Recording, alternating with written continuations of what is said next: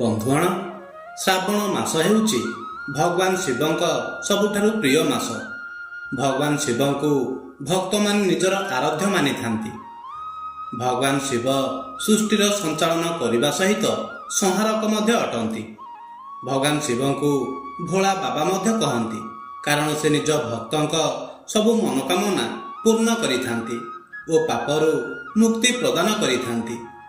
ଆମେ ସମସ୍ତେ ମହାଦେବଙ୍କୁ ପ୍ରସନ୍ନ କରିବା ପାଇଁ ଶିବଲିଙ୍ଗରେ ଜଳ, କ୍ଷୀର, ବେଲପତ୍ର ଆଦି ଚଢ଼ାଇଥାଉ।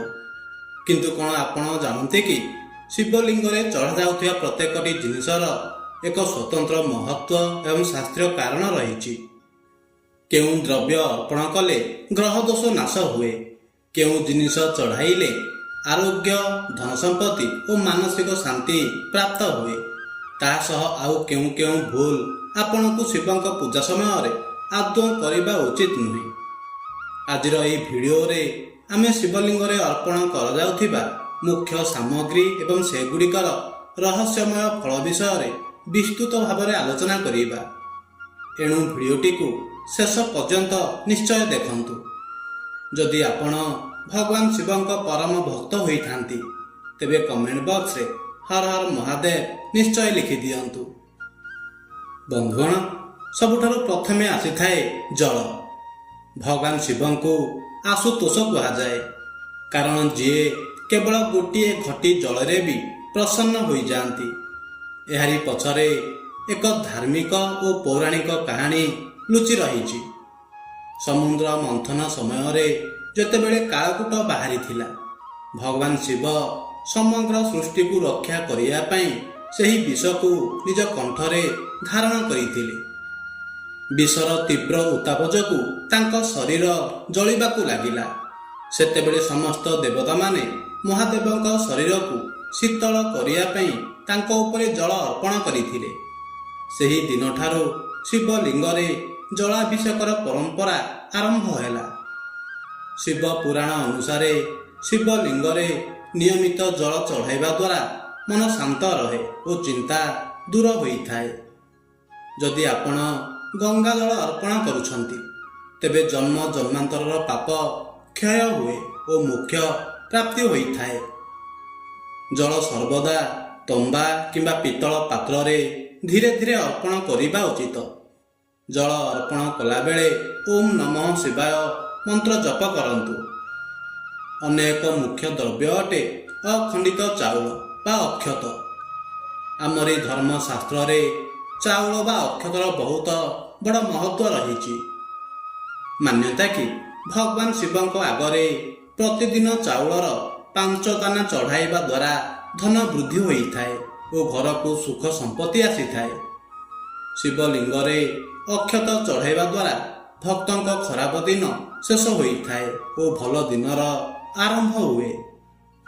ପ୍ରତ୍ୟେକ ସୋମବାର ଦିନ ଶିବଲିଙ୍ଗର ବିଧିବଦ୍ଧ ଭାବେ ପୂଜା କରିବା ସମୟରେ 11 ମୁଠା ଚାଉଳ ପୂଜା କରିକି 1 ମୁଠା ଚାଉଳ ଶିବଲିଙ୍ଗରେ ଚଢ଼ାନ୍ତୁ ଏବଂ ବଳକା ଚାଉଳକୁ ମନ୍ଦିରରେ ଦାନ କରନ୍ତୁ।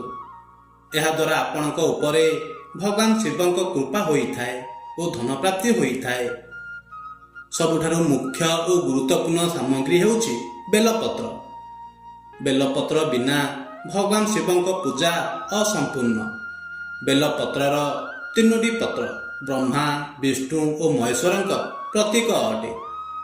ଏହା ଶିବଙ୍କର ତୃତୀୟ ନେତ୍ରକୁ ମଧ୍ୟ ଦର୍ଶାଇଥାଏ। ବେଲପତ୍ର ଚଢ଼ାଇବା ଦ୍ୱାରା ଦାରିଦ୍ର୍ୟ ଦୂର ହୋଇଥାଏ ଏବଂ ମନସ୍କାମନା ପୂରଣ ହୁଏ। ଶିବଲିଙ୍ଗରେ ଏପରି ବେଲପତ୍ର ଚଢ଼ାନ୍ତୁ ଯେପରି ତାହା କୌଣସି ଜାଗାରୁ ଛିଣ୍ଡି ନଥିବ କିମ୍ବା ପୋକ କାଟି ନଥିବ। ବେଲପତ୍ରର ଚିକଣ ପଟଟି ଶିବଲିଙ୍ଗକୁ ସ୍ପର୍ଶ କରିବା ଉଚିତ। ଓମ୍ ନମଃ ଶିବାୟ ଲେଖି କିମ୍ବା ଚନ୍ଦନ ଲଗାଇ ବେଲପତ୍ର ଚଢ଼ାଇଲେ ଅନନ୍ତ ଫଳ ମିଳିଥାଏ।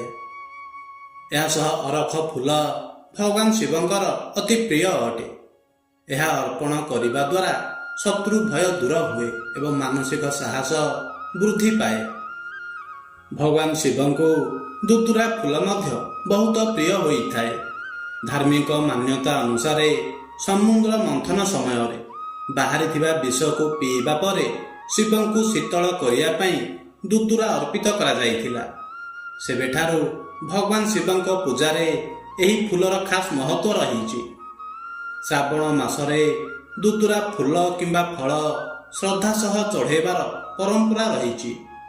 ଶ୍ରାବଣ ସୋମବାରରେ ଯଦି ଆପଣଙ୍କୁ ମନର ଶାନ୍ତି ଓ ସୁଖ ସମୃଦ୍ଧି ଚାହାନ୍ତି, ତେବେ ଚାମେଲି ଫୁଲ ମଧ୍ୟ ଭଗବାନ ଶିବଙ୍କୁ ଚଢ଼ାଇ ପାରିବେ। କନିଅର ଫୁଲ ମଧ୍ୟ ଭଗବାନ ଶିବଙ୍କ ପୂଜାରେ ଚଢ଼ାଯାଇଥାଏ। ଧାର୍ମିକ ମାନ୍ୟତା ଅନୁସାରେ ଏହି ଫୁଲକୁ ଶ୍ରଦ୍ଧା ଭାବରେ ଚଢ଼ାଇବା ଦ୍ୱାରା ଭଗବାନ ଶିବଙ୍କ କୃପା ବନି ରହିଥାଏ। ପୂଜାରେ କେବଳ ସତେଜ ଓ ସାହା ଫୁଲ ହିଁ ଅର୍ପିତ କରନ୍ତୁ। ଧାର୍ମିକ ପରମ୍ପରା ଅନୁସାରେ ପାରିଜାତ ଫୁଲକୁ ମଧ୍ୟ ଭଗବାନ ଶିବଙ୍କ ପୂଜା ପାଇଁ ଶୁଭ ମନାଯାଏ।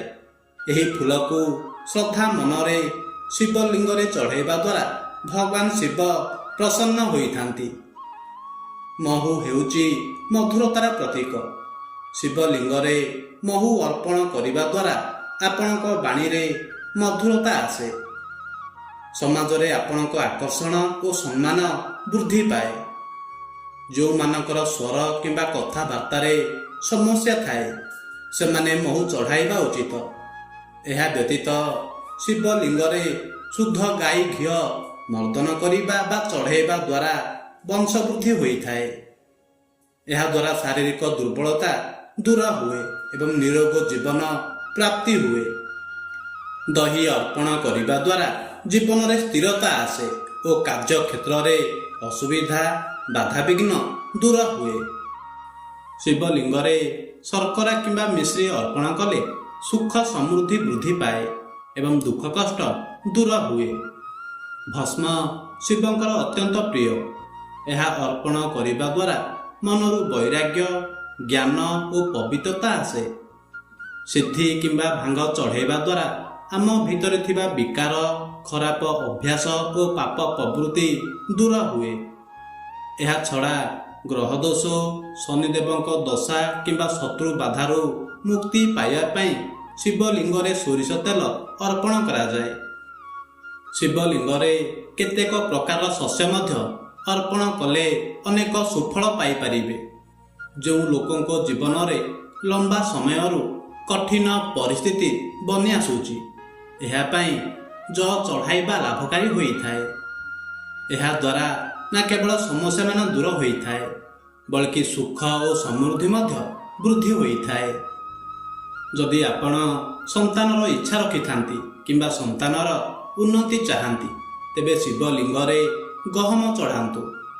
ଏହା ସୁଯୋଗ୍ୟ ସନ୍ତାନ ଦେବା ସହ ବିବାହରେ ଆସୁଥିବା ବାଧାକୁ ମଧ୍ୟ ଦୂର କରିଥାଏ। ବିବାହିତ ଦମ୍ପତିକୁ ଏହି ଉପାୟ ଅବଶ୍ୟ କରିବା ଉଚିତ।